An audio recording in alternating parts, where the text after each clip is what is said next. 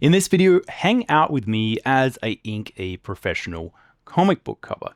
This is a science fiction retro film poster style of cover. It's for Star Atlas Core, and I'm following up a previous tutorial. It was part one of this where I did the construction drawing. What we're focusing on here is a couple of things. How to add finished lines, and how to manage a lot of the detail and wrangle this in Photoshop with a whole bunch of different layers. Often, when it comes to creating a million asteroids and really kind of making a simple line and color style work, it's a matter of managing the layers and the complexity, making sure you have things overlap so it doesn't just kind of feel flat and lifeless. It feels as if it has dimensionality and sort of true texture to a lot of the different elements. So I'm going to be talking a lot about that. And yeah, as usual for a Drawing Codex video, this is going to be neither fast-paced nor heavily edited. This is a real-time, fully narrated hangout session, but you will see how this is actually done in real time. So if you're interested in inking strategy, especially digital when it comes to layers, managing complexity, this is going to be for you. So if that sounds interesting, yeah, let's jump in and get started. Alright, welcome to the Drawing Codex. My name is Tim McBurney. I've been a professional working artist for over 20 years, and on this channel, we're all about drawing cool stuff from our imagination, embracing the challenge of drawing, and mastering the craft of line and color illustration. Now, if you'd like to learn more about illustration and picture making, you can check out my free illustration mini workshop. It charts my journey going from an amateur to a professional, and I talk a lot about really important issues such as how to get more detail and polish in your work, how to plan your images, create thumbnails, and also a few thoughts on how to approach being a professional artist. As I said, it's free. The link will be in the description. Go check it out if that's something you're interested in. Now, just quickly before we jump in, I did say at the beginning of this that I may get to the color in this particular part of the tutorial. I'll get to it in the next one because, again, I think it's good to kind of keep these to about that kind of 1 to 2 hour range, and I think the color will probably take, again, another sort of 1 to 1.5 hours. So subscribe, etc. Stay tuned for part 3 of this where I do the color and finish this off. But if you want to figure out how to color things properly, even though a lot of this demo is me just drawing asteroids, I'm going to talk a lot about how that functions and how important it is to figure out a good way to attack this type of inking process, where often we're just kind of doing this meditative chill out, draw a million blades of grass, draw a million leaves. But that's often what makes the difference and makes the coloring process really enjoyable and really easy. Anyway, I said enough. Let's jump in and actually do this thing. Okay, let's look at doing the final lines and the color for this cover. Now, I'm doing a little bit of housekeeping here, really, because this is my file from Procreate that was exported as a PSD or a Photoshop file, Photoshop document. And here I have the template that is kind of the real template that this is at the resolution that I need. It has the actual cover elements that I need at the proper resolution. So this is kind of actually what I need. Again, this has got the wrong title stuff. So all I'm going to do is basically just drag across all the stuff that I had. I'm just going to let's put it in a group, and I'm just going to drag it all across. And you can kind of see there, like, oh, firstly, it's kind of been dragged into a funny spot. But here we can definitely see that it's a bit small. So what I'm going to do is just make it bigger. And what I'll be able to see here is exactly where the bleed is going. I can close that. Do not need this. Now I've got this one. And this just means that I don't ever have to worry about whether or not the logo is at the proper resolution. This thing's going to be large. It's going to print properly. It kind of fits into my existing schedule. And again, now I have the updated signature, which again needs to be updated for 2026 because it just became 2026 here. So I'll have to swap that out. But anyway, just in case you're wondering, like, why am I doing that? So a couple of other things I have in this file are a little black border, and this is essentially the crop that would probably occur. I have bleed on these in case they get used for an actual physical print cover. The process I'm going to use here is pretty simple. I am going to make a white layer over the top of these lines, and I'm going to make a couple of layers above here. But really I probably only need to make a couple at a time. But let's just make them all just for fun. And I'm going to start here with foreground 1. I'm probably going to have probably here. Yeah, I feel like I'm going to have a middle ground, which is this stuff under here. I'm going to have Nina here, which is the female character, right? Rocco, male character. And then probably here, yeah, we're going to have a couple of others. I think here we will have the Iris planet. Here we'll have beam of light. And here we're going to have the Asteroids. And again, there might be a couple of others we add. So again, 1, 2, 3, 4, 5, 6, 7. That's fine. And we're just going to start from the foreground and work forward. Pretty simple process. Now I am going to use if I can find it, just really simple pencil brush.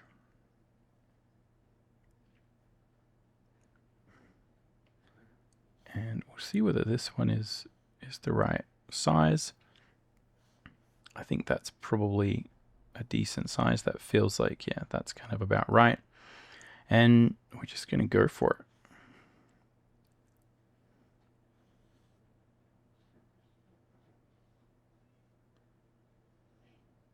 So I'm just taking a lot of these marks that previously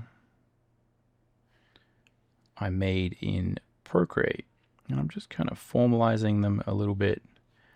Again, I have the patented, well, not really patented, but metaphorically patented Stylus Core rock style that, you know, I often use for all of these, which is kind of similar to the type of rocks that I would, you know, normally draw, but it's pretty specific. So at this point, we are not making up anything really new.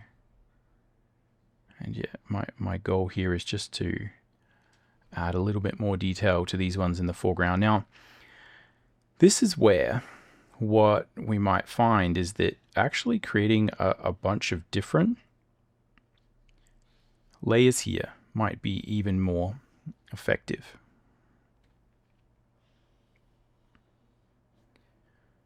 Because that will allow me to create more parallax within the scene. And really that just means more depth going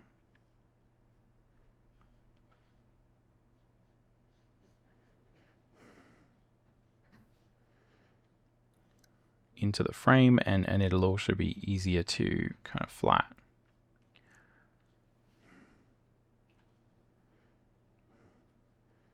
Yeah, so when it comes to inking, often this is just chill out time for me when I'm working on this type of cover. Most of the work has been done. This really is just a matter of adding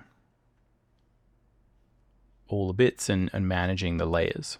So yeah, I really probably think it would be good to keep like these. Let's add a few more. Kind of cracks in the rock. And these really are there to kind of help me show the dimensionality of the rock more than anything. Add a few other little bits. And yeah, I'll just make another one and we'll just go foreground 2. This is the beauty of Photoshop, where we don't have any layer limits. This is quite a large file. Yeah, about sort of 9,500 pixels high. Not huge, but this file will probably get to about 1 or 2 gigabytes by the end of it, once I've added all the stuff to it. All the texture, all the color grading. But yeah, adding a couple of layers like this is probably not going to make much difference. So this is one of the good things about, working on a actual kind of workstation style PC. You can just have as many layers as you want.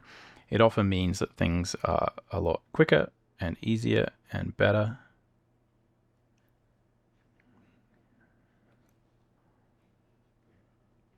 These days though, again, with like recent RAM price hikes, it's pretty crazy how much one of these things would actually cost if you kind of fully spec it up now.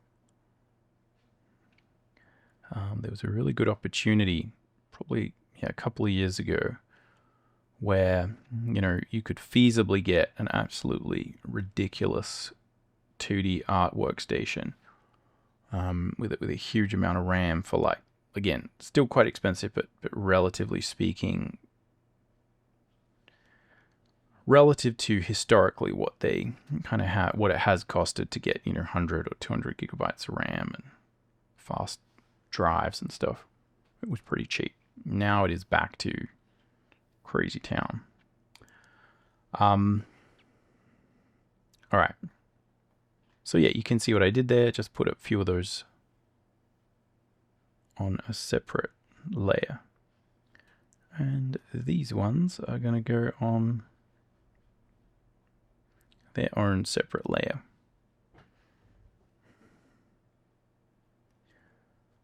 Ooh. So yeah, simple inking or finish lines logic that I still think applies is go foreground to background. I think that's always like a pretty kind of solid way to do it, especially if you're using a lot of the layers that we have in Photoshop to do this.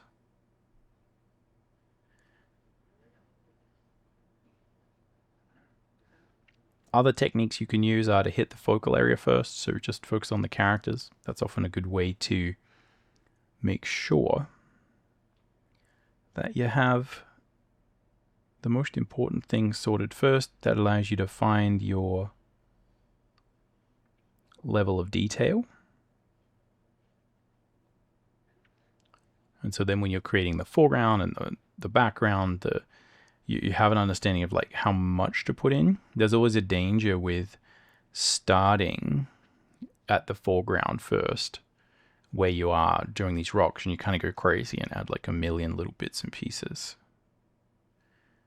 You kind of render it up and then you realize, oh, like that's too much. So it is good to know.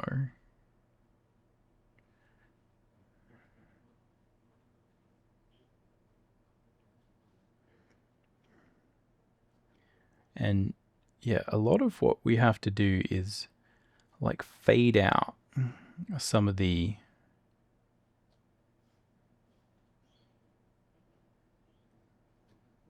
transitional details here.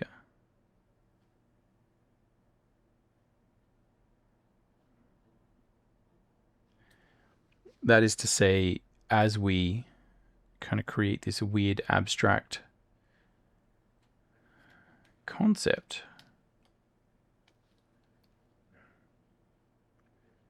where I've got weird floating rocks, like that kind of doesn't exist. That's nonsense. So what I'm tasked to do is to kind of think about making the areas where there's like a clean break just kind of less obvious and less egregious. I'm just going to pull focus away from those areas.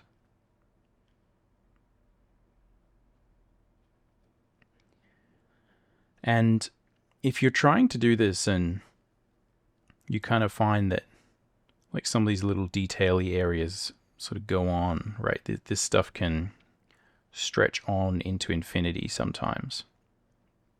It feels like you're just spending hours and hours and hours doing little blades of grass or something. Yeah, that's fair. firstly, that's what we're doing. We're artists. Sometimes we have to spend a lot of time creating blades of grass. That's fine. That's normal. That's kind of why I like doing these real-time things. Is I honestly find one of the biggest problems I see people have is we just are separated from the reality of like what it takes to create sort of illustrations, how long it takes, how much effort it takes, and a lot of people just get kind of bored, and it's challenging to kind of manage the complexity.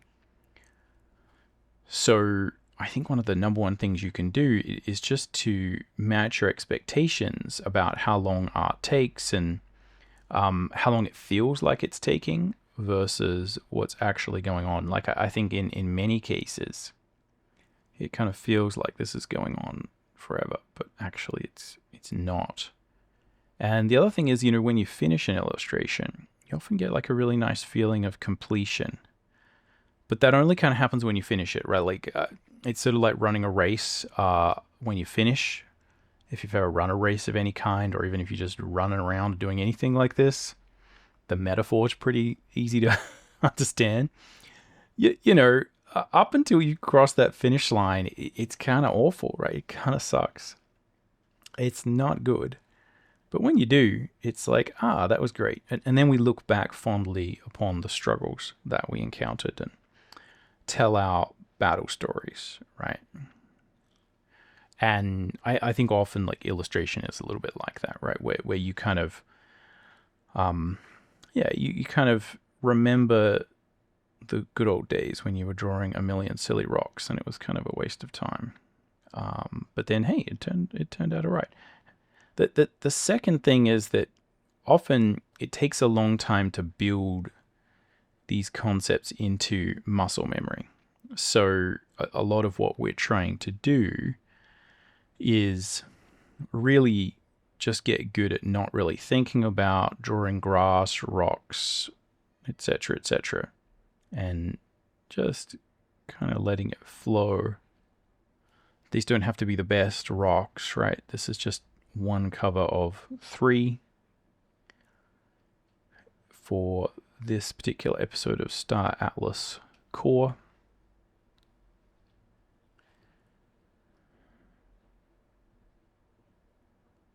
But it kind of has to be good. So we just have to make sure these rocks do their job. And once we add color to this, a lot of these things will kind of go away.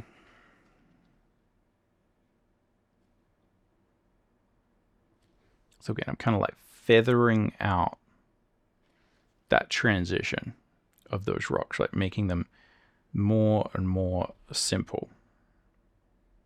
Actually, I think, that's on a different plane. Boom. All right.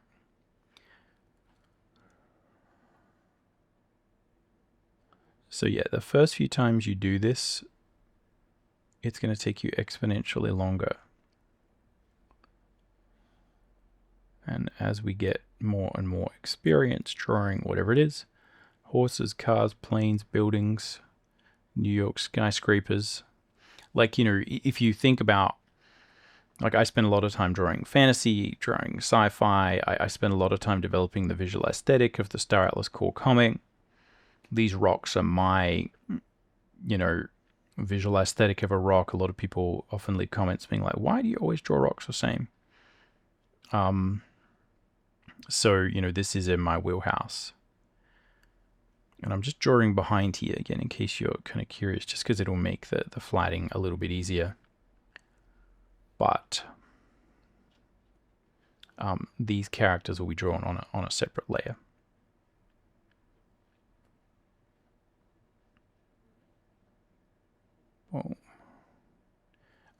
But something that would be very common for your Western superhero comic book artists are just urban streets, drawing buildings and cars and New York City. If you're drawing Spider-Man, different continents, different visual design aesthetics,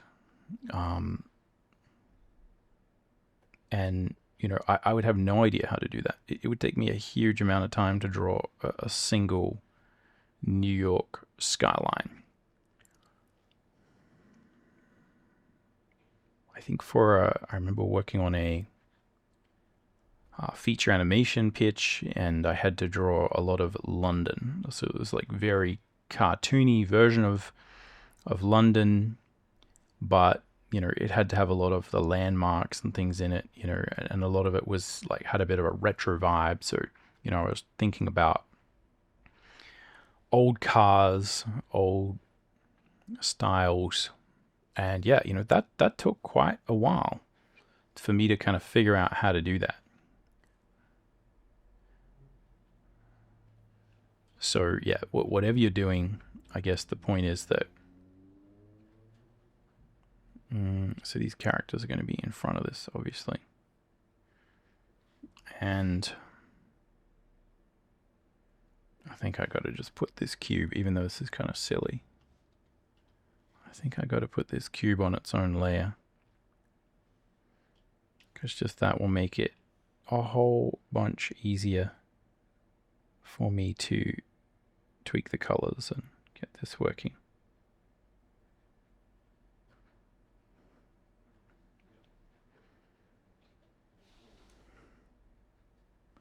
Yeah, so anyway, that's a long way to say if you're kind of struggling with your inking, your finish lines. A lot of it's muscle memory.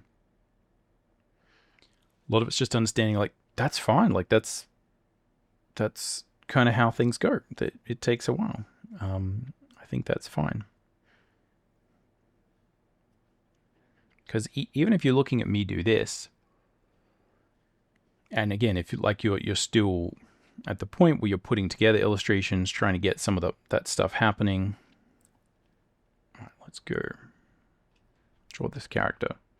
Yeah, like if you're still trying to get some of that basic stuff kind of happening, maybe you figured out like some of your drawing foundation, but still like putting it all into an illustration is a little bit challenging.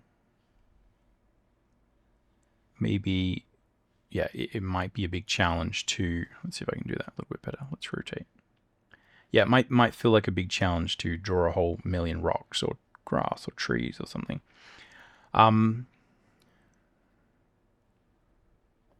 Yeah, and if you're at that stage where you're at that intermediate level and you're trying to figure out kind of how to put those things together, you might be sort of looking at this. And the interesting thing I find about like YouTube and the modern art education kind of paradigm, and again, this is probably a whole video that I need to make about this,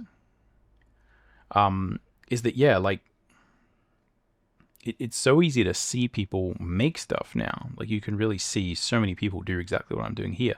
Just like making a cool thing and doing it like in public. I can see people on Instagram that like I grew up admiring like to like a crazy degree, and now I can just watch them make their art like on Instagram or on YouTube or whatever. Like that to me is crazy, because this was not possible when I was trying to learn art. But I think one of the things that has kind of happened is that, you know, when people are chasing algorithms, we're obviously trying to get a lot of people who maybe aren't really artists and kind of a little bit more interested in the entertainment aspect of like, oh, I want to feel like what it's like to be an artist, you know, which is like seeing this kind of sped up, fast process of making art. You know, you want like the greatest hits. You want the remix version of making art. And I think a lot of people are just not prepared for like how long it often takes to do some of these things, and how much sort of patience you need. So yeah, I often find that it's really good to do these types of real-time things, to just kind of actually pace for reality. But even with that said, I find like a lot of the comments that I'll get on these often are like, oh, this is so slow, or like you need to do it faster. I'm like, this is pretty fast. Like I'm pretty fast. in the pantheon of artists that exist out there, like I'm pretty fast, and you're kind of seeing someone who's producing stuff, like, relatively speaking, at, you know, the top end of what is sort of possible in terms of making illustrations and doing this kind of stuff. Again, there's faster people, but, like, yeah. So that's the interesting thing that I find is, like, a lot of people just do not seem very well connected to how long this stuff takes. And I'm sure, like, if you're genuinely, like, into this, then, you know, maybe that's not you. Like, I think a lot of people who are genuinely artists and are thinking about, you know, you're actually spending time in the trenches, actually making stuff. You kind of know how long this takes. It's you know, it doesn't happen by itself. But I think, yeah, because people chase the algorithm, and most of the algorithm I've found is, most of the algorithm is people who don't really want to make art. They kind of want to listen to art drama channels and, you know, watch some cool videos, maybe do a little bit of art, but, you know, the idea of actually sitting down and spending 40 hours on a single thing, you know, is a big challenge. And I find, like, it is a big challenge.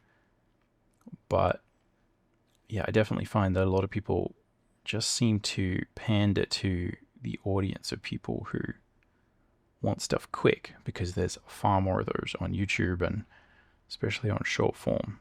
So basically what it means is, like, even if you are really trying to kind of learn how a lot of this stuff is made, that there is this kind of sense that, like, a lot of it just kind of happens in these little speed runs, right? This kind of, like, sped up version of it. You know, there's a lot of Procreate, time lapse. You know, you kind of don't see how long it takes, right? Like, it's really fun. Like, I do like seeing videos that are, you know, this is 5 hours and 60 seconds. I'm like, yeah, that's cool.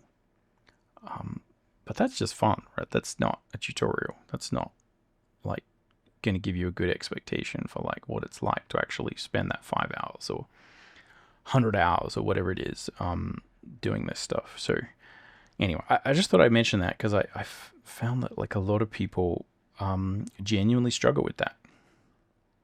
And that is definitely something I also struggle with. I don't know whether that is going to fly. Maybe that's a bit better. All right, so here we have a face, and I'm kind of, like, you can see I'm sort of coming at this from multiple different angles, trying to piece it together. I feel like the proportion on her is, like, probably pretty good. Not great, but, like, I think there's nothing wrong with it. So I'm, like, confident that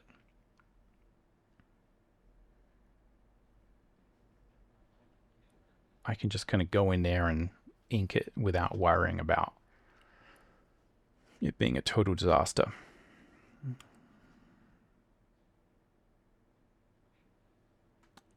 But this is one of these things. I have a face that is just rough, right? Like, there's not a lot of, there's the structures there, the proportions are there, the underdrawings there, but I haven't gone in and properly done it. So the number one tip that I give, and I'm going to keep repeating this every time I do this, because I think it's so useful, and this is what I see the best kind of comic book artists do. Again, not every comic book artist is great, but this is one of these things that I kind of learned is, what we kind of want to do is sort of start from here and sort of build out. We want to, right, like, understand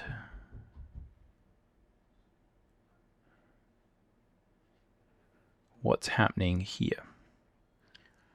So I'm not going to draw the edge of the face first. I'm going to draw, well, I'm going to draw this. Boom. And I'm going to think about, this is a line I would have put in, right? She kind of has these slightly kind of cat eyes here, where we can see this line going up, right? And so I'm going to use this to kind of hook and find these lines just like that. So again, starting from the middle, right, finding those points.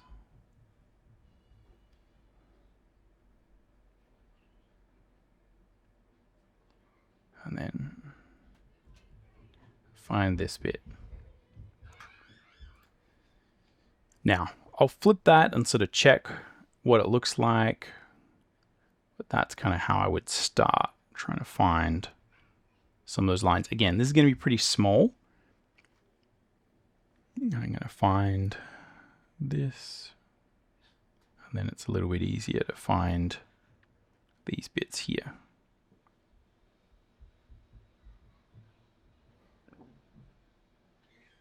Let's see if this is right. Oh.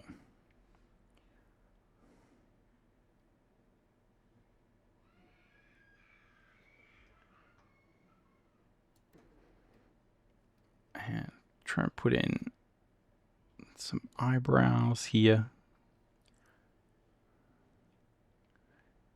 And these are these sort of body modification style, like augmentations that they kind of have.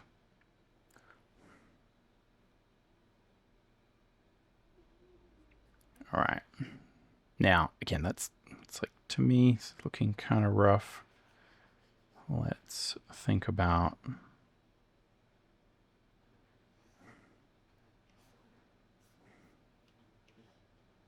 how to make that, yeah, just a little bit better.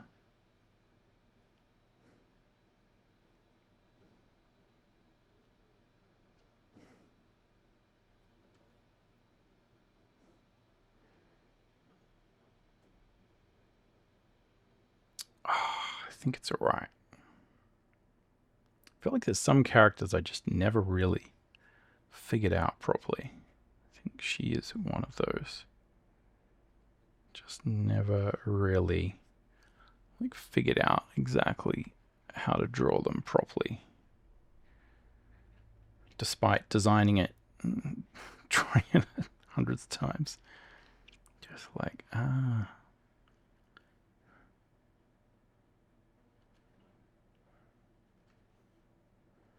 Cool, all right.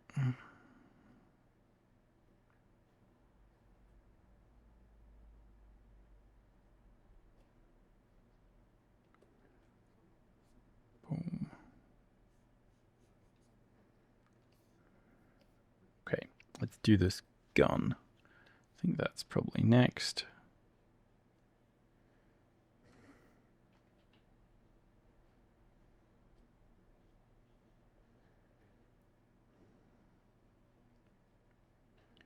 Okay, might just make that not quite so organic.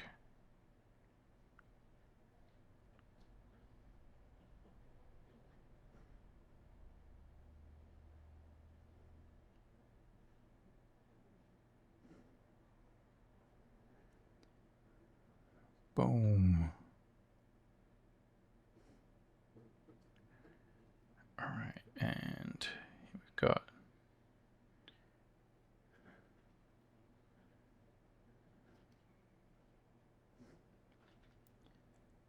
again, I forget how these gloves go exactly.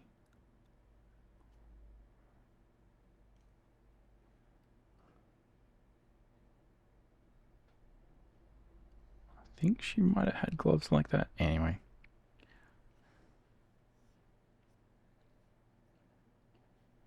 This is probably not going to matter.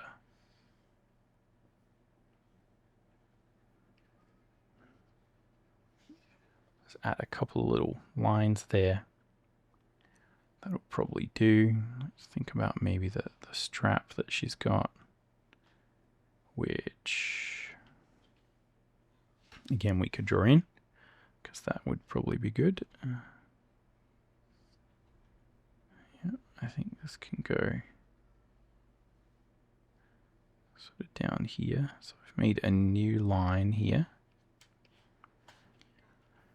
And then what we'll do is we will erase out all this stuff underneath.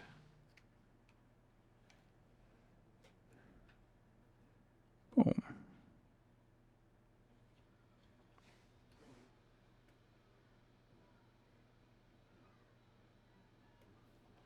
All right.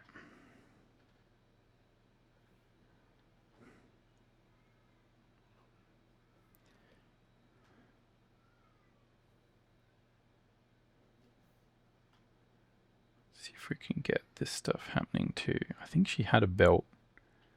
I spent time putting in the belt. And then I think I kind of lost it in a lot of erasing and refining that gun. So this is often what I'll do. Working digitally, this is kind of possible, right? Just kind of carve out those extra little bits. And I think this is... Oh.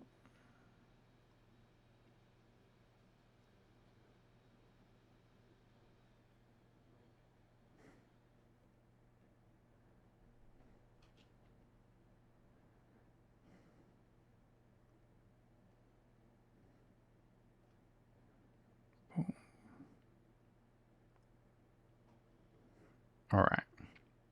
So again, this is pretty tricky. I'm not doing rocks. I'm trying to do the important stuff, and often it's a little bit more brain intensive.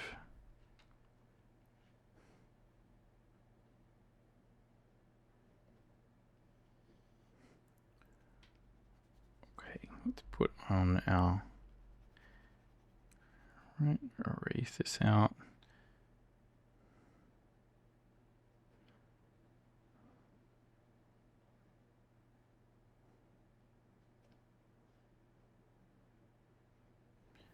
Yeah, there we go. I think that's all right.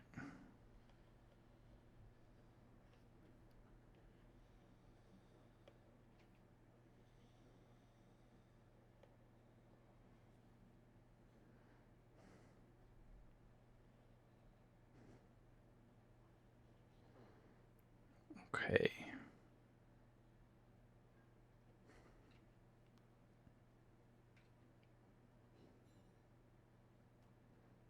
So I'm kind of just redoing these.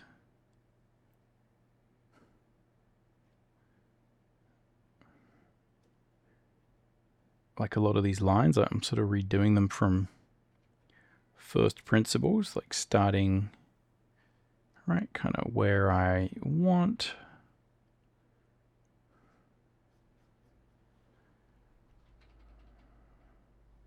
Again, I feel like that's probably not 100% accurate. It needs to go a little bit more in.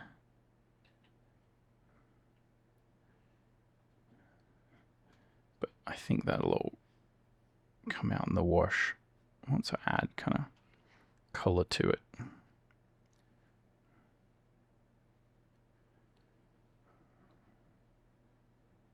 Right. Same thing here, right? I'm redoing this. So yeah, one of the most important aspects of inking or finished lines is that like we're not tracing.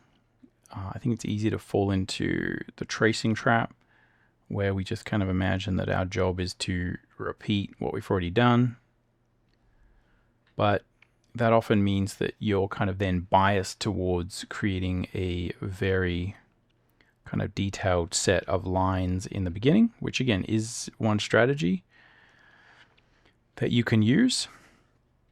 But I think in most cases we're having to relitigate, to redo and rethink where everything goes when we're doing the finish. And I think that's often the best way to really sort of view it. And that means, yeah, like with a lot of these things, I'm sort of reconfiguring it as I go. Again, this is a very digital focused workflow. You would probably process you'd probably progress through this a little bit differently if you were doing this traditionally. But I've seen plenty of, like, if you watch, you know, something like Naoki Urasawa's Man Band documentary, you see like a lot of manga artists, mangaka, they just kind of go at it and they just smash it with whiteout, and you know, like anything is possible. You know, you don't always have to have this kind of hyper polished, you know, hyper refined set of finished lines. Like most, I find, yeah, like most comic book art, like original sort of comic book art and stuff that I kind of see has like quite a bit of whiteout on it. So it's pretty common to do that.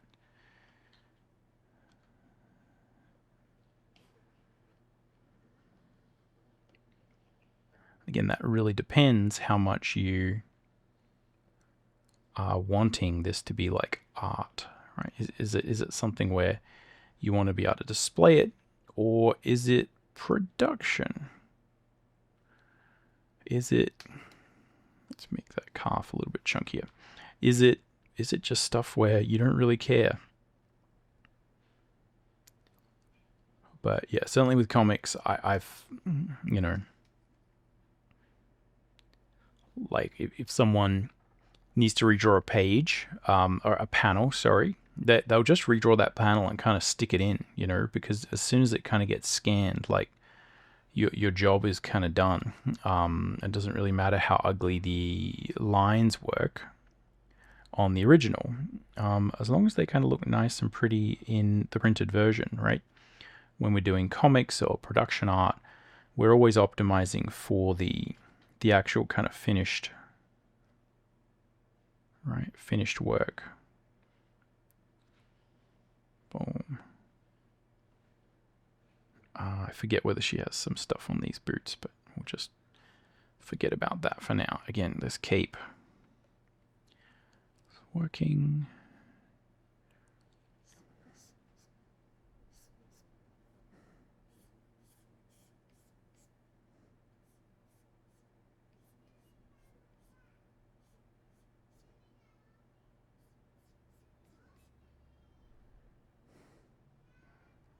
Boom. All right. And again, I'll often do like a last pass on this later on to just make sure that, you know, if anything needs to be a little bit darker or lighter or a little bit more detail here, we can always kind of do that later on. Okay.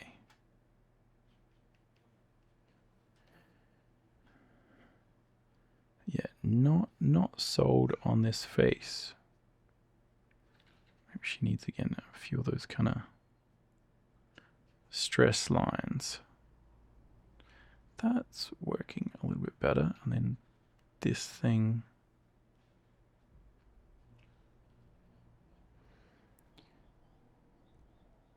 Let's flip it. I feel like bad things are going to happen when I flip it. I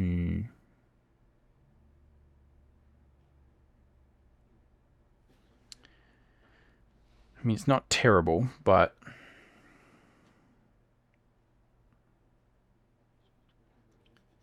yeah, you can kind of see.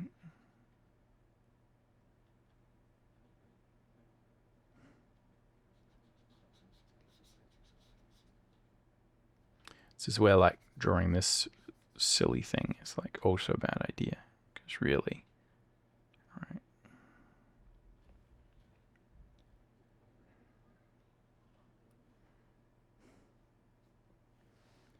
Probably I want to move that out a little bit.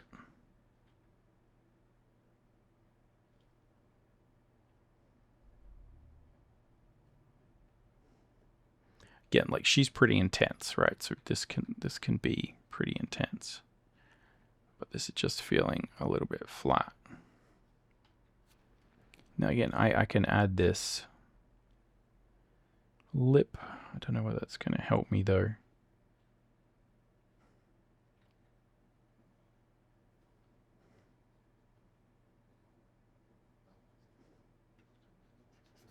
But yeah, again, that to me is just reiterating. Let's see. Where are we? we're like this. I mean, that's not... I feel like that's all lining up pretty well.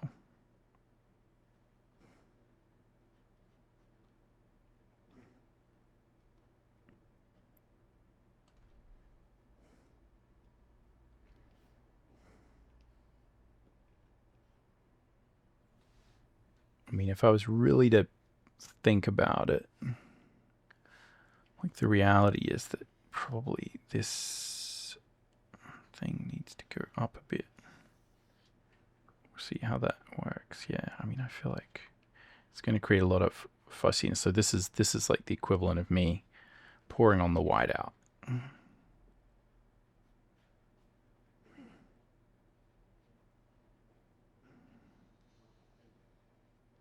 But yeah, definitely want to get stuff away from the face so that we can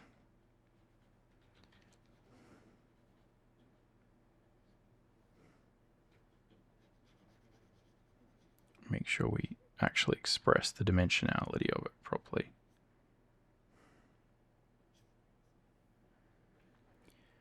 All right, that's a bit messy, and a lot of that is because here I feel like we're gilding the lily a bit, like we're sort of putting a little bit too much there, right? I want to sort of leave that line broken a bit, right? Like let's not close that up. And you could almost say the same thing here, right? Like probably part of this is that when we start like closing all the lines, you kind of lose some of the ambiguity, and it actually kind of drastically affects the way that you perceive the form and think about it. So, you know, we're just struggling with the limitations of actually connecting those lines. If we kind of connect them all up, then we sort of get that kind of coloring book look. All right, let's experiment with a couple of other things in terms of this face. Yeah, maybe we don't need that frown, but I feel like... So I'm just erasing these things and having another go. I feel like now that I've got that thing out, she has these kind of raised eyebrows. I feel like could yet sort that out a bit better.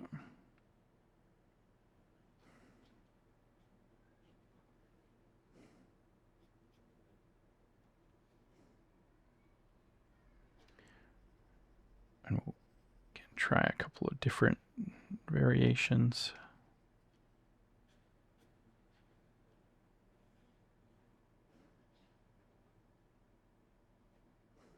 Again, maybe we do need this.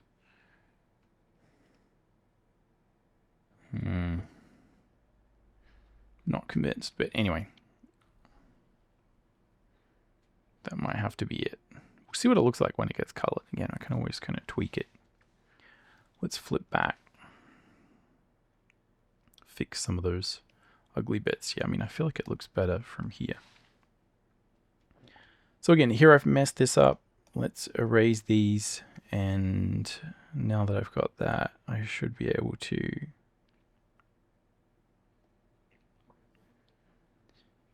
blend them together. All right. It's not a complete train wreck. Right, like maybe, yeah, maybe it's like a little bit baby face there. I feel like that's probably better. All right, done. Brocco is behind her. All right, let's draw from the front. Let's get these hands done.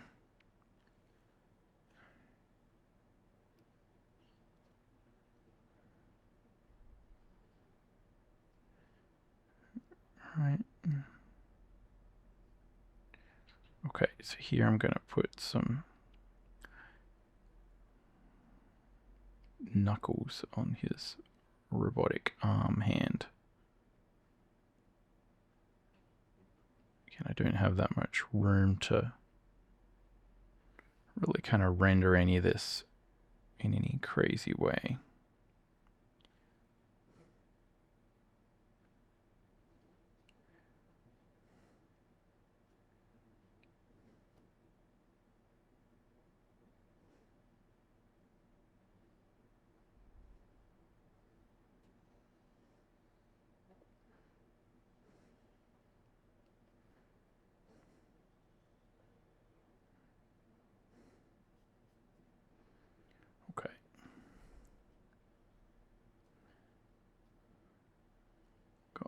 arm joint here.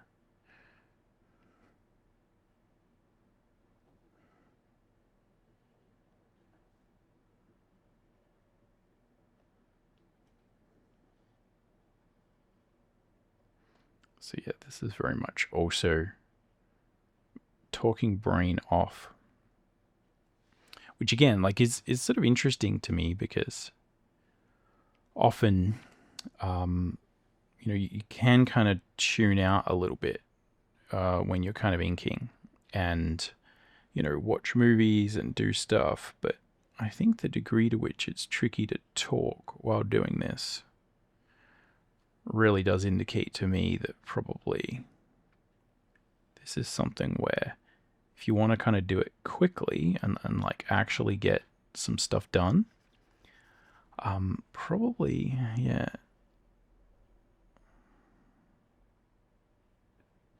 not like just locking in and actually doing it is probably a far better kind of strategy. Now, I don't know whether he had, I feel like maybe he had something there as like a little pad. Anyway, he does have that now.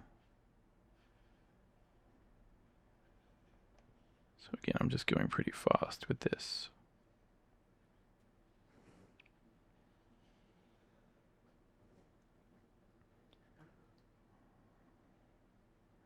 Right, so tracing around, trying to think about the cylinders that would be in there. Right, trying to trace around again, find those cylinders. Right, boom. So yeah, the other thing is, once you kind of get into the flow with inking, it is kind of the best sort of moving meditation and quiet for neurodiverse brains and thought patterns. Like again, this is sort of what I live for. So it just allows me to kind of turn off, focus on the next line, what's happening. And yeah, you do get a lot kind of quicker at it. So yeah, I definitely think that just like really getting in the zone can be good in terms of inking.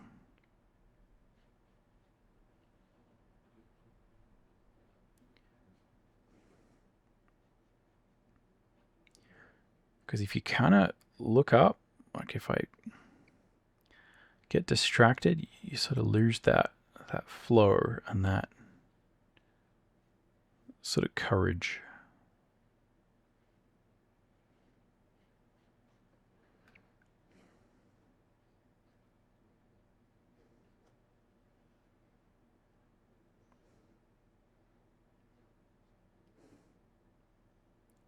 So again, this is definitely an exercise in not finishing all the lines. And again, especially kind of his face, right?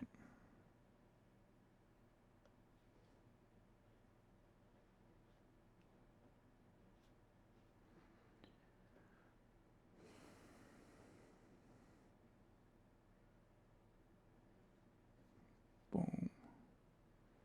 Right, there we go.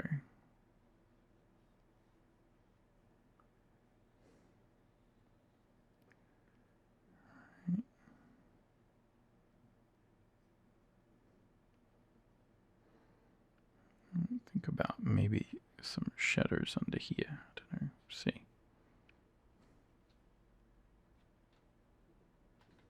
Nah.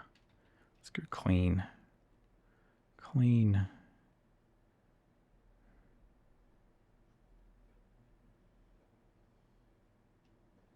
All right, here we go. Got.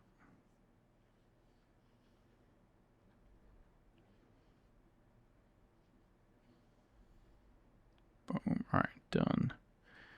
Done. He's got this silly little badge here. Again, I probably never figured out the line work for. Let's add some dimensionality to these panels. Right. put in those pectorals. Giant pectorals there. So again, this is, again, you can see it's about like not completing all the lines, right? Like my goal is not to complete and get them all sorted. And again, here, like I had these going a little bit more vertical. I'm going to abandon that here. Let's put a little shadow under this anatomy here. Right, can I add a bit more like extra here? Like, yeah, we can add a bit. Right, boom, boom, boom. So I'm not really adding more like kind of line work. I'm just adding like a little bit of sort of texture, right? Again, these are abstract marks. It's not real.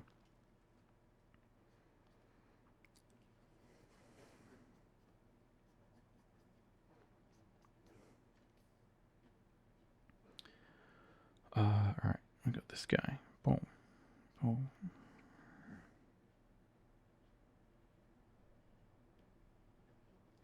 And the other thing is, you know, same with characters, right? Like a lot of my ability to, insofar as you're looking at this and going like, what are you doing? You're kind of starting here, right? So when I kind of start out, I'm sort of trying to find a lot of those features on the character. It's a little bit harder. The more you draw the character, the more you kind of dial the character in. Like, I feel like every time I draw the Brocker character, right? You know, it kind of works, right? I kind of figured out that character. Like every time I draw her character, it just never quite kind of works, right? Because she just has this weird mix of being kind of mean and like a bit of a badass, but also not too much. And it's often sort of tricky to get right.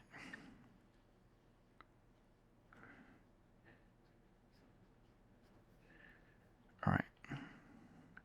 But yeah, once you kind of really, I would say one of the most fun things about creating your own characters and being able to work with the same characters like again and again and again is that when you are doing this kind of inking and stuff, like it does really feel as if it's more effortless, right? It is very fun because it's almost like writing, right? Where you kind of, like I sort of know what comes next, you know?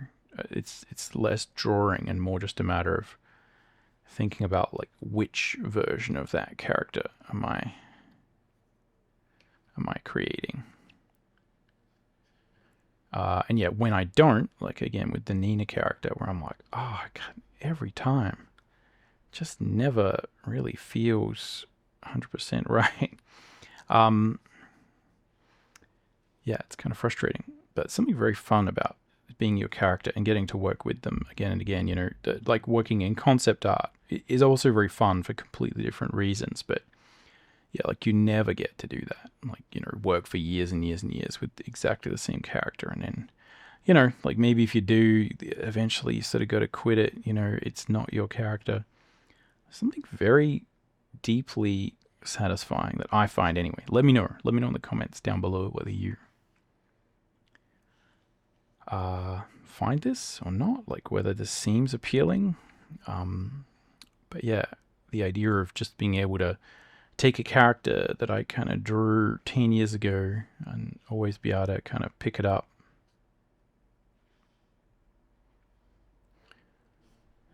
and draw it. It's very, very fun, right? You always get to kind of work on it. You can always go back to it if you really like it. You can draw more of it, do more stories. So again, if you watch the first part of this, where I was doing the construction drawing, I was kind of talking about how, like, probably here, I'm going to do a little bit of suggestion, right? So again, that's exactly what I'm talking about here with this stuff, right? Boom. I'm not going to try and get too close to the gun. We're going to create some separation, right? And probably the more of that separation that I create, or the more simplicity that I create as we intersect with the gun, right, the easier it'll be. And probably I'd even say, like, now that I can see there's a lot of complexity there, this is probably an area of that gun to simplify as well, right? So now I'm on the Nina layer. Yeah, simplify. Make sure we go down to the right layer.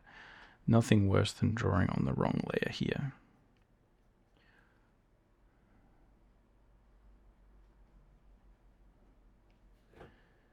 All right, little shadow under here.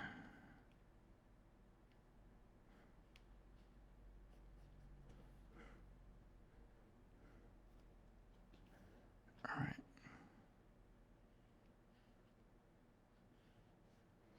And we're getting pretty loosey-goosey down here with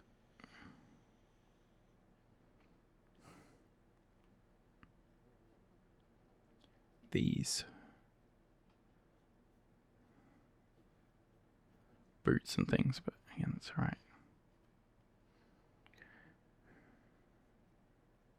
Again, suggesting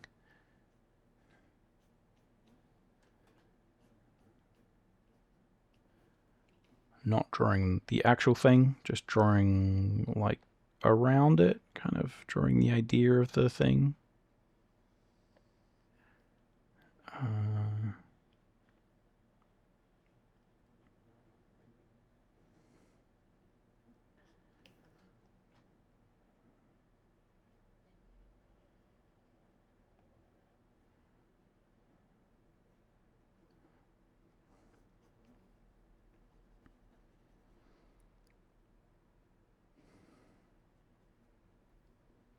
All right, again,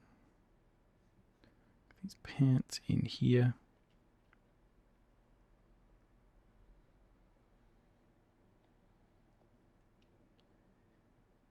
So it could be a good idea here to turn off the lines that are, you know, behind here, but you know, I can kind of see through them.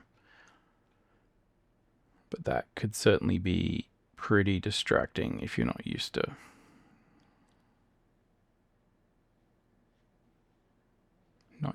dealing with that.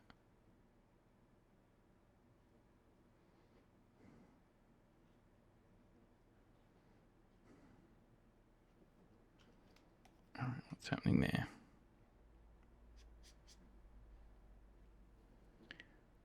Okay.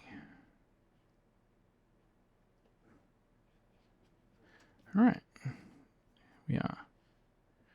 Boom.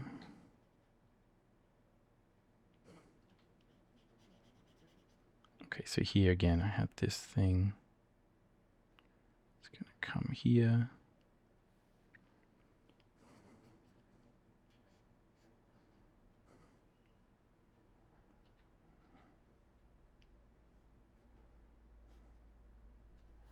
All right.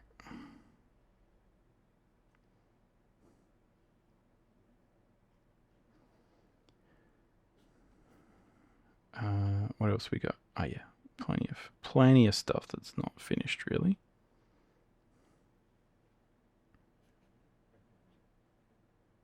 Okay, so here I've got, maybe do I need a few more things? Again, let's follow this round. Think about some structure in there. Again, here.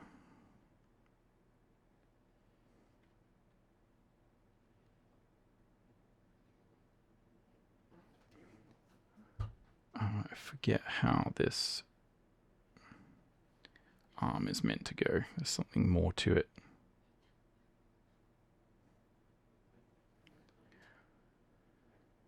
Than what I got there, but that's right. All right. Yeah, so here, not exactly sure what's going on.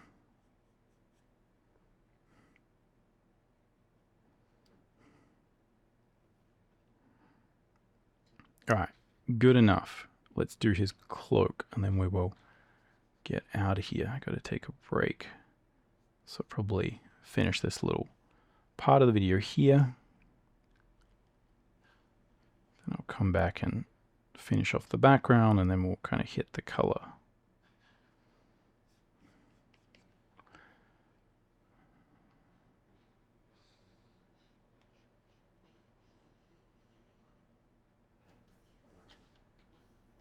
Now I could draw behind her as well. Right, sort of, you know, just draw like this, but I'm gonna keep it separate. Actually, maybe I won't. Maybe I'll close those gaps. That may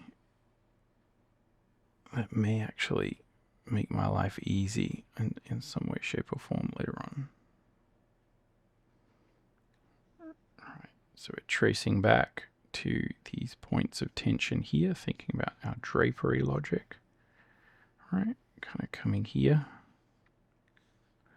Alright, so kind of flowing from the point up here down, right, and then again down here, coming down, all right, coming down, and once I've kind of got a couple of those little marks in, right, it's then a lot easier to, right, put the rest in.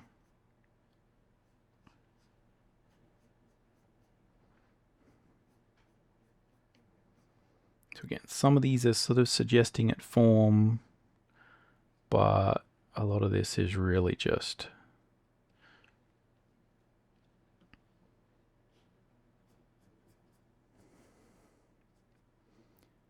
trying to show the motion.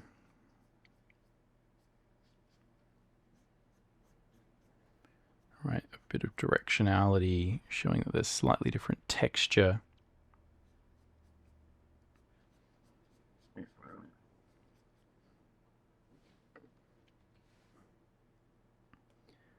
Boom. Let's add a few little textural bits and pieces to some of his clothing. Again, I'm not sure what happens here exactly.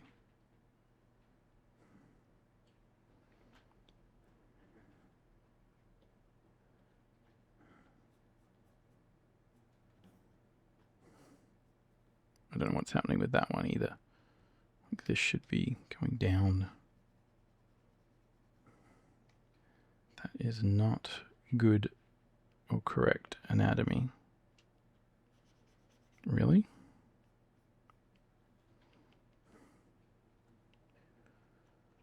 Although I think, yeah, it kind of does tuck in there.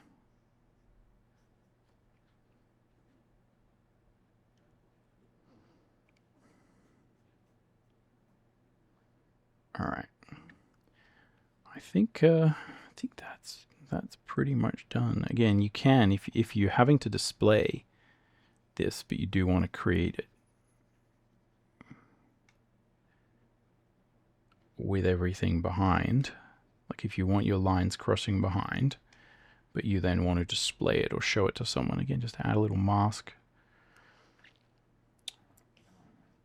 Get them away.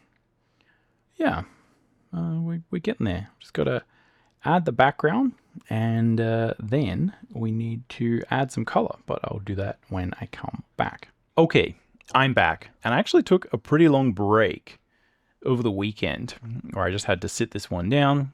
I'm picking it back up, and a good tactic here that I find is really good is, I mean, in general, I think it is good to leave some of the like boring tasks like inking a million asteroids.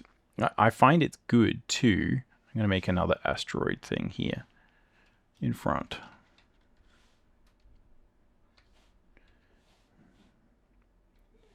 It's often good to leave this to those particular times where you are needing to warm up, right? Like when I need to go and draw asteroids, like, yeah, I can kind of do this in my sleep, right? This is all good. So if I can figure out a way to, yeah, just save those little bits and pieces. So those times where you need fresh warming up, I find that is often actually a really good strategy. So I want some depth and parallax here. This is the kind of stuff that seems like excessive, but will really, really pay off in the long run.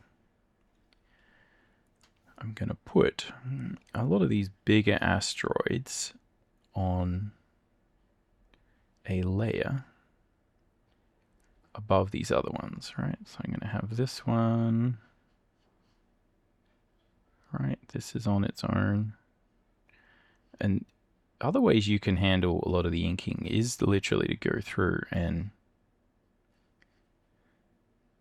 just outline what you're wanting.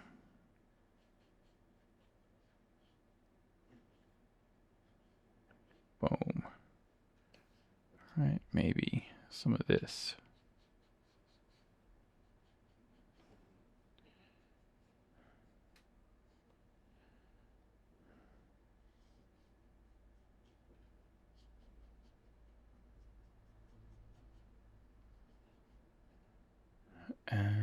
Yeah.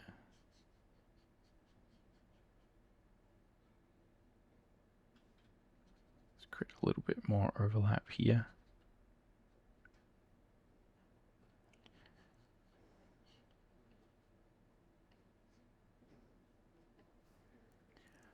Yeah, so just going through pretty quick.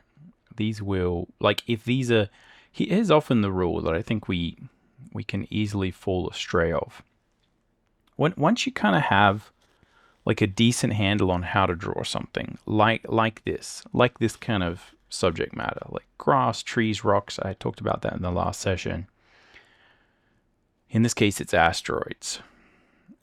Often, the way to think about it is like, if it exists, then that's good. If it doesn't exist, then that's not good.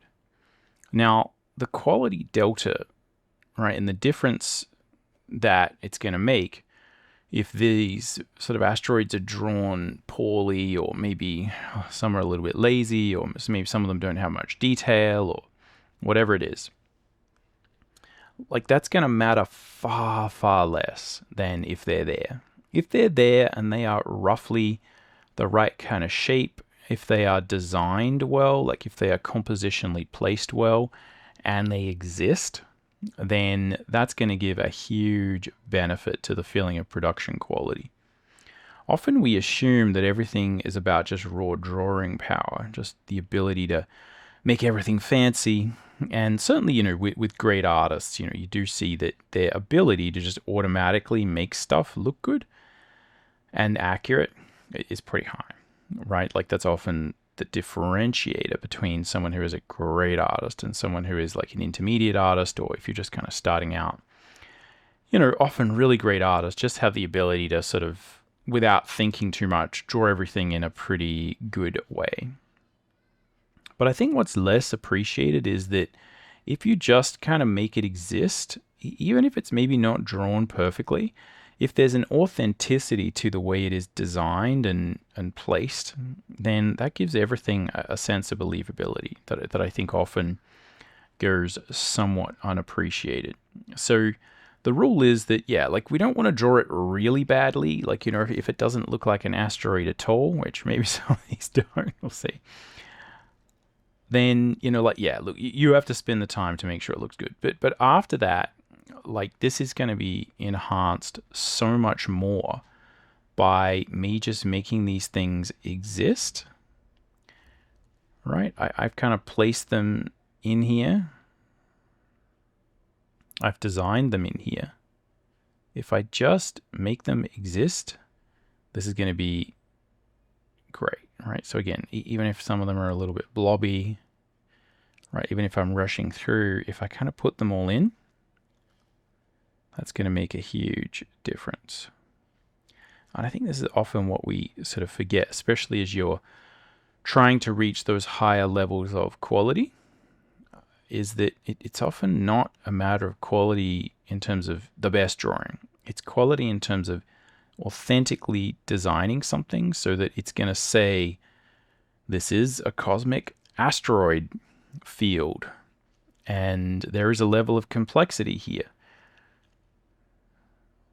Right? This does feel like there's a whole bunch of asteroids. That's what, to my mind, really is going to matter the most here. Boom, boom.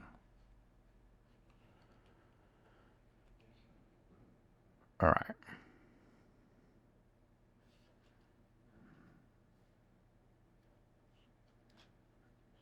I think some of these, yeah, probably should be here as well.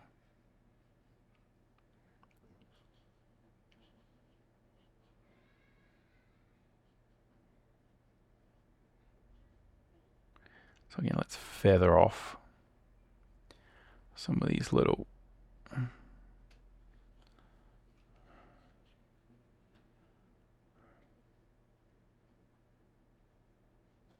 arrangements. A little bit of detail there, I think, will go a long way.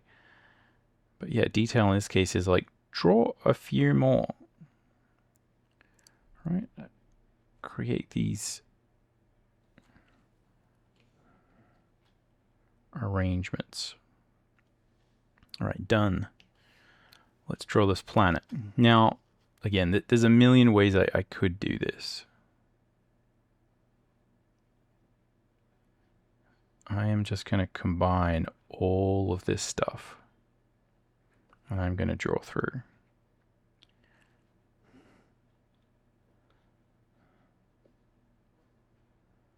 So I'm going to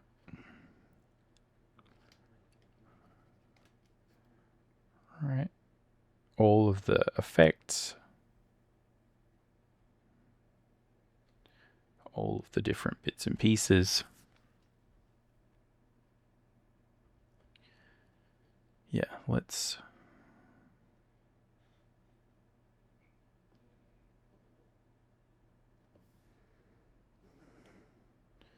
okay. All right. I'm going to do this by hand.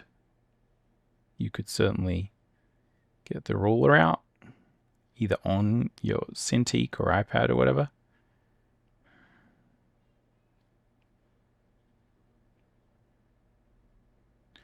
Or you could obviously get the ruler out in Photoshop. I'm going to try and do this by hand.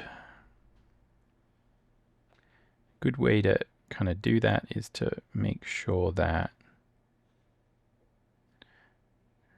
right, firstly these lines sort of going through. Let's make sure that they kind of line up.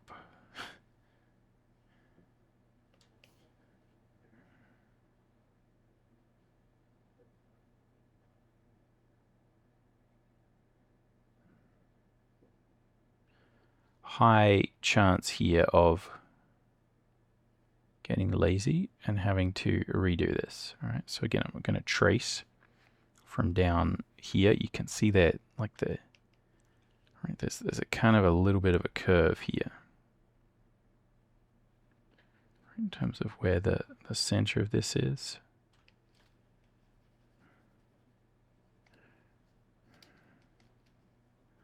Right, going to make sure I kind of trace where these lines are going.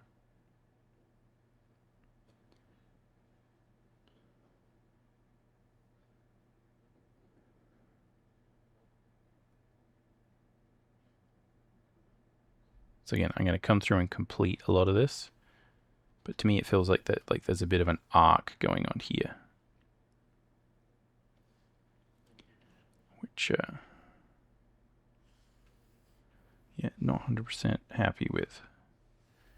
Oh, I've got a tree there. Let's go to line tool and see if I was to create some lines here, like where would they go?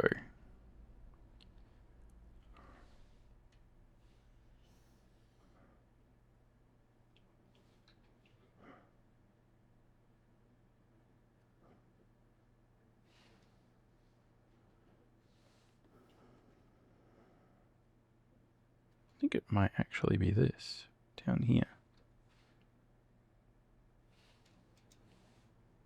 Yeah. I'll get rid of those line guides I made.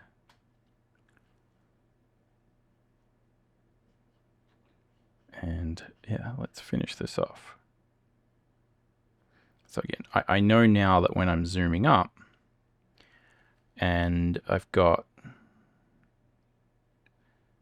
a closer up sort of view of these different lines, now I know that I'm going to be pretty accurate, right? I can kind of trust that these ones I've made over here, up the top left, up the top right, sorry, are going to relate to the ones that I've made in the bottom left.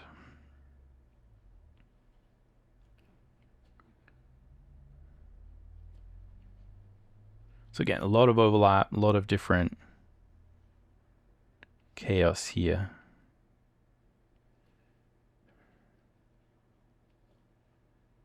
But it's all going to come good. And again, so often, like these inking challenges or finish line challenges, as I'm often sort of referring to it, are, you know, really sort of based on just sequence, right? Like so much of this is just the experience of understanding like what goes where, and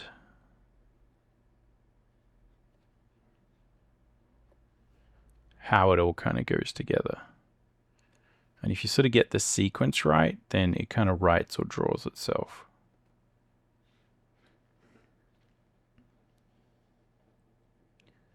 So again, I've got some different ways that I can probably structure the effects here once I add the flat color.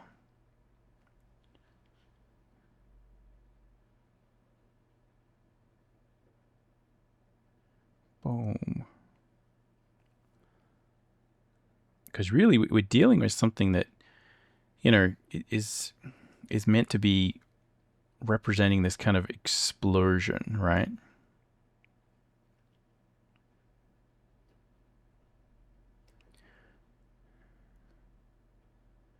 So you don't want it to be all clean, right? Like there's a certain degree to where, like the style that I picked, this kind of clean line style, it is actually like one of the downsides of it is that, yeah, it's not as good at like, you know, that kind of sketchy, expressive stuff.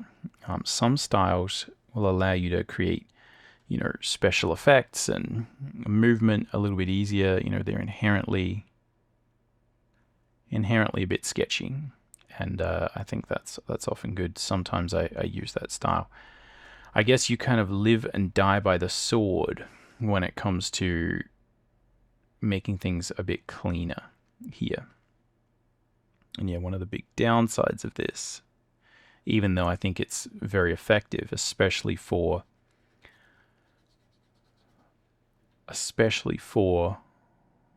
creating stuff that looks very polished in a relatively quick time frame, even though I think it is very good for that.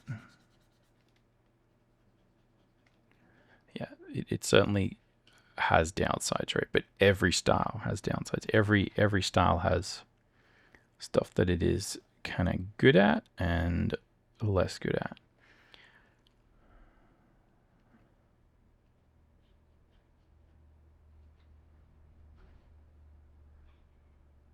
Oh.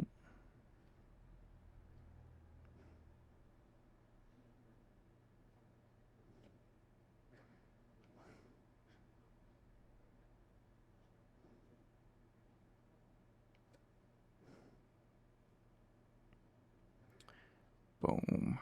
All right.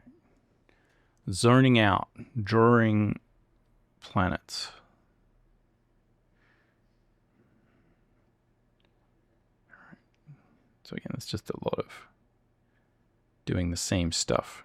And even though, again, like you can kind of zone out while doing this stuff a little bit, you never want to zone out too much, right? Because so much of it is like, yes, there's nothing here I could really get wrong, except for just as I refine the arrangement of everything, it would be very easy for me to lose some of the design,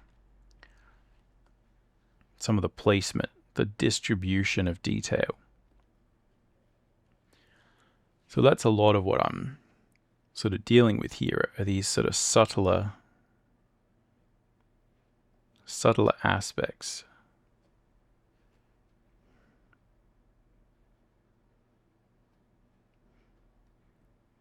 of what's going to make a difference here.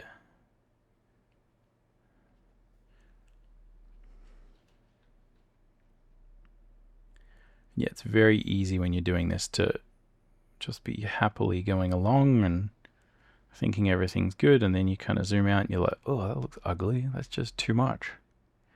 Too much there.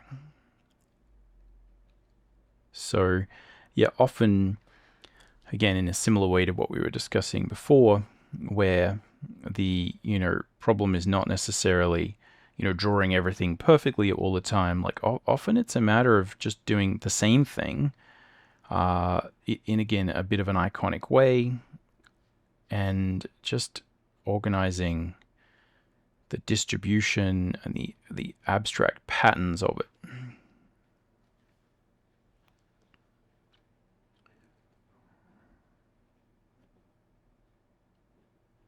All right, so again, not really drawing anything super specific, but I'm going to pay very close attention to just the abstract distribution of little bits of detail and stuff.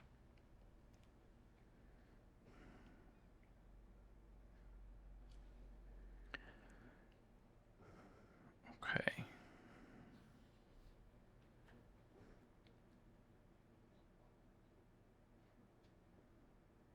Again, I'm always going to have a second pass at this at the color phase, where I'll be able to reiterate exactly what's going on. Right, I can define a lot of these, and these might be better off defined that way, right? Like even that last one, I feel like might be a little bit much. I think we can probably do without that. But this is where like the experience matters. This is where just doing hundreds and thousands of hours of drawing and messing around kind of really helps. So that, yeah, you just become a little bit better at judging, like, oh, that's probably not going to work once I add the ink. That like, oh, I'll be able to fix that in the color phase, right? Yeah, there's all these little things that you kind of pick up on as a spidey sense.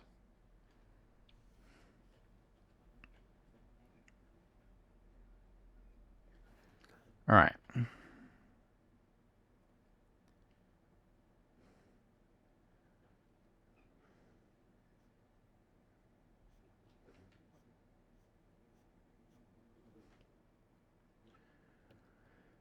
Yeah, that's probably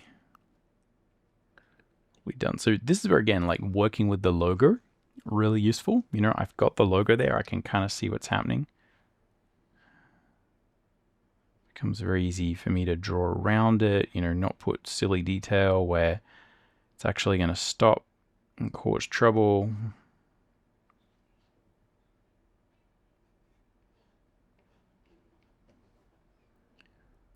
Boom. Again, feathering out those little bits and pieces.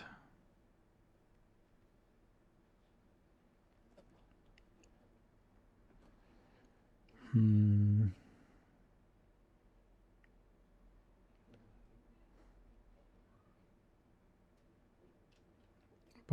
boom.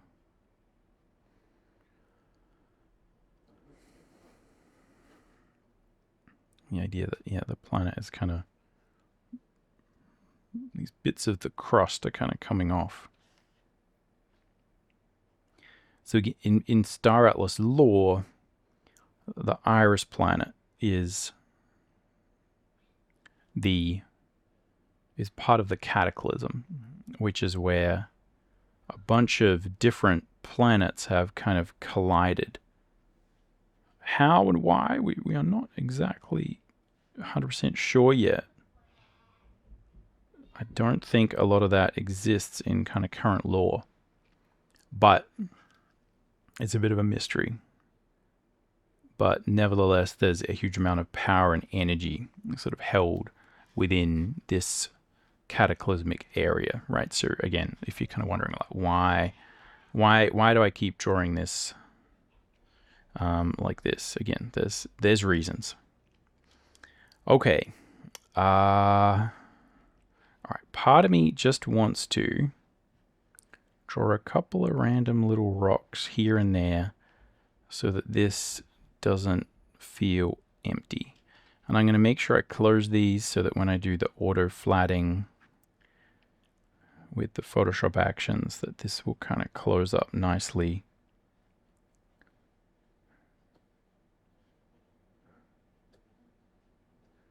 Boom, boom. But yeah, I just want a little bit of stuff here. Same thing kind of here. All right, maybe this will just kind of help. So these will all be very sort of faint in the background, but might just help us to avoid stuff looking very empty. All right, last thing, we got the beam. And again, I was going to put some asteroids behind. I think I've probably done enough of that. I think there is probably plenty of asteroids on the iris layer.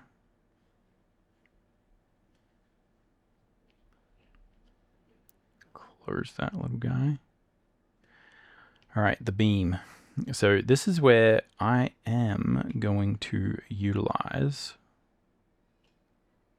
the ruler, or my ability to just lock to vertical within Photoshop.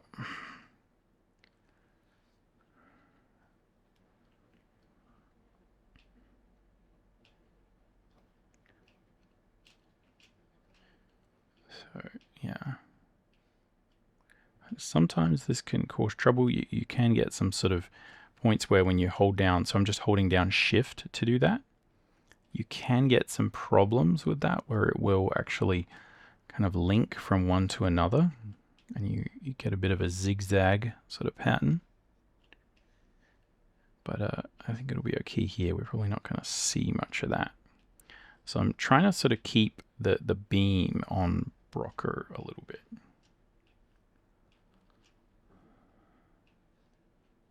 And this will be behind everything. So these lines that I'm drawing here as part of the beam will be behind.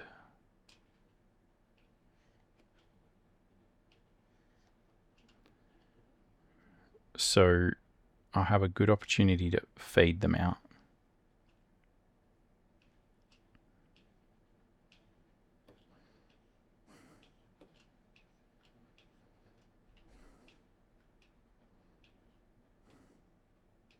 Again, we'll look at how we actually flat or create some graphic sort of shapes using these. Oh, that's right. There I've got, looks like asteroids. Maybe I should put, I think I need to put this.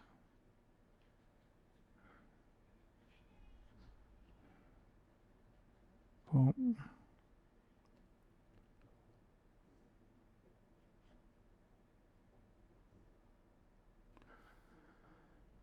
Because yeah, that's going to be in front, isn't it? That doesn't work. Let's put them behind. I got this here. This will be a bit weird now. So I'm just going to have these as create a bit more separation there.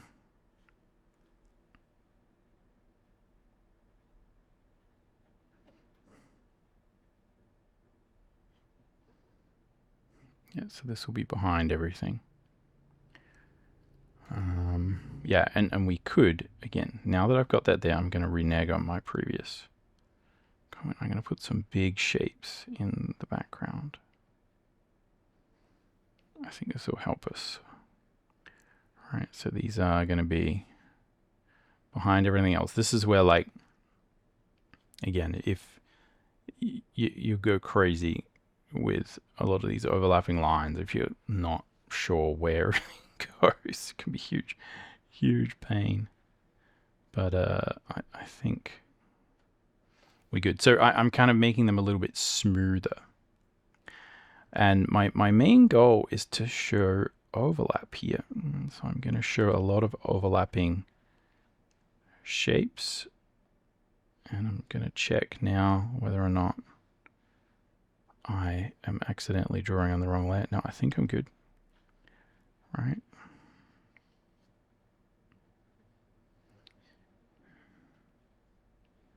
Because again, the thing that'll give it that feeling of like, whoa, there's a lot of stuff there, is often just these weird feelings of overlap.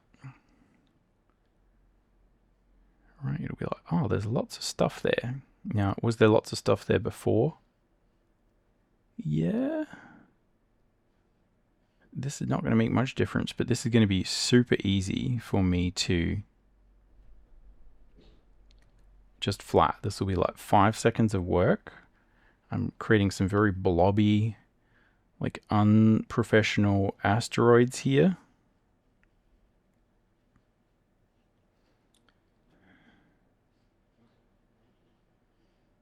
All right.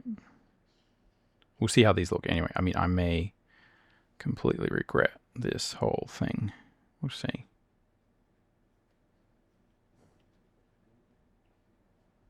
But again, these are going to be very dark, right? They're not going to show up that much. All right, again, like behind this Star Atlas core. Look how much stuff this, oh, look how much stuff that is overlapping. So these are not 100% planned in the thumbnail. So again, my goal is that you won't really be able to see this, but it will stop things looking flat. Let's see how we go with this. So again, I'm trying to overlap areas where I can see the planet.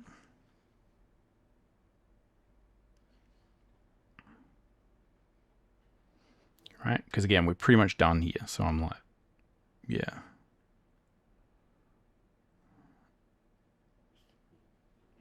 All right. Now let's go back to the beam. Now that I feel like I've done that, let's again take this. All right, this is the core beam running down here.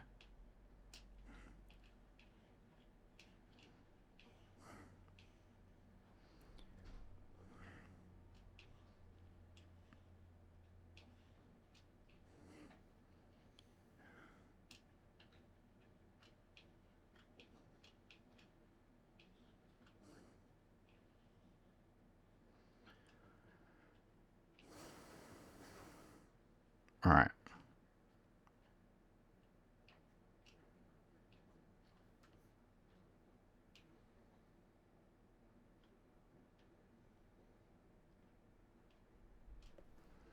Okay. A few more over here. Okay. I think that's it. Now, a good thing to do here is let's make a new series of lines here. Sorry, a new white layer so I can see clearly, right? So now, as soon as I click that off, like boom, I've got like a really good indication of what this is going to look like. Other things you could do to help is that, you know, I've got all these different UI elements and some of them have got interesting colors. I can just do something like this. That'll be a really good way for me to gauge. I'm just putting a black layer and I'm clipping it to the group that has all of the different UI and logo elements on it. Just make it black. That way, when I'm looking at this phase, again, I can send this to someone and I've got like a really sort of clear, good sort of picture of what's going on.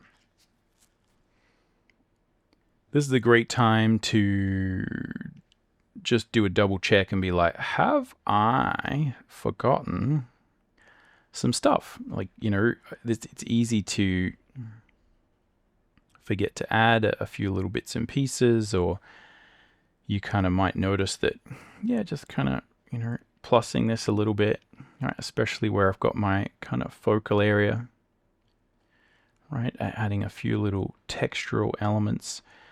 You may find that some of the lines that you created maybe aren't closing, you know, so there's a good chance to go through and be like, okay, have I left anything open in a really dumb way? Right here, I can see that boot is maybe a bit, right, a bit messy. Yeah, you know, go through, do a check, right? Now I'm on the Nina layer. Boom.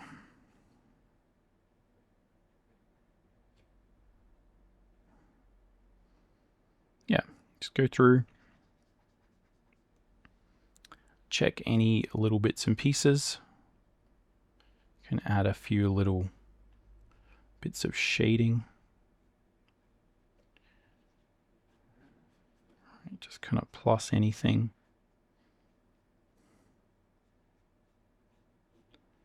Feels a little bit flat. Yeah, I find like often these things make a huge difference.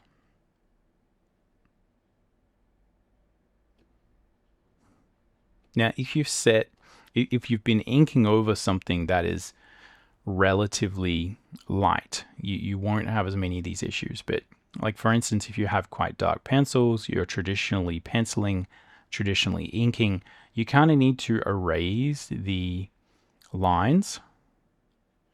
All right, let's just make, I just have like total paranoia that I've accidentally drawn some of those beam lines on everything. But yeah, if you're working traditionally, you kind of got to erase the pencils and be like, okay, I've inked what the pencils were. Now let's go over everything properly, you know, make sure all the textures are right, etc. Pretty kind of standard practice if you're sort of inking, from my experience anyway.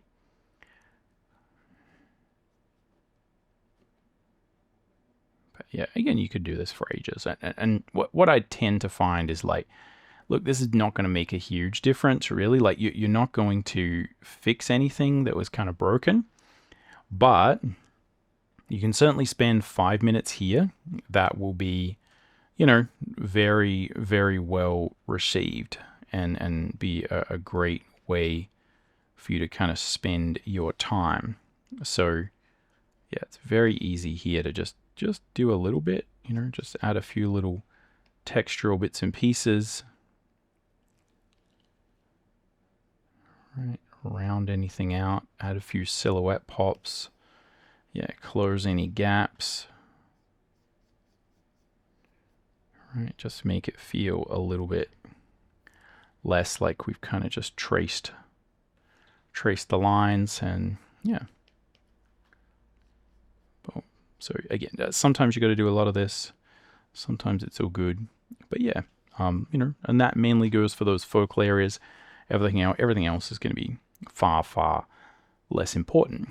But yeah, I think there we've got the lines 100% finished, and the next stage is the color. Anyway, that's all we got time for in this particular video. This was part 2. I'm going to work on the colors next, and I'll put that into a separate video that'll be part 3. So subscribe, like, etc., so you get notified when that drops. And yeah, we will finish this thing off and figure out what color everything is going to be. So hopefully you'll join me for that. Other than that, I'll catch you around. Happy drawing.